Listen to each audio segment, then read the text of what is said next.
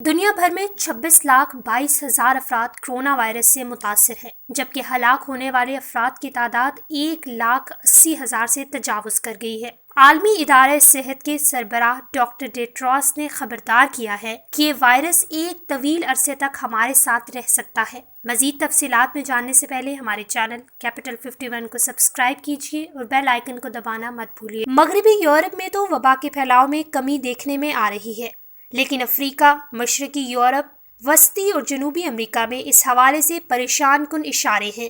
انہوں نے کہا کہ کسی غلط فہمی میں نہ رہیں، ابھی ایک طویل دورانیہ باقی ہے۔ یہ وائرس ایک طویل عرصے تک ہمارے ساتھ رہے گا۔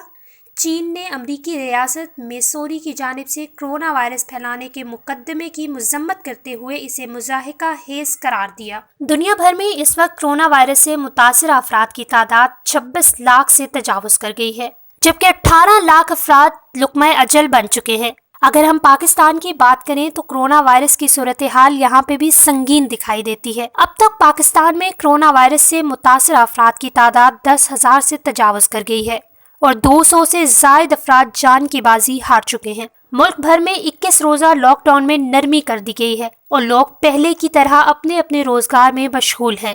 مگر اس تمام صورتحال میں جب متاثرہ افراد کی تعداد میں روز بروز اضافہ ہو رہا ہے، ہمیں خود بذات ذمہ دار شہری اپنا اور دوسروں کا خیال کرنا چاہیے۔ مزید خبروں اور اپڈیٹس کے لیے ہمارا چینل کیپٹل 51 سبسکرائب کیجیے۔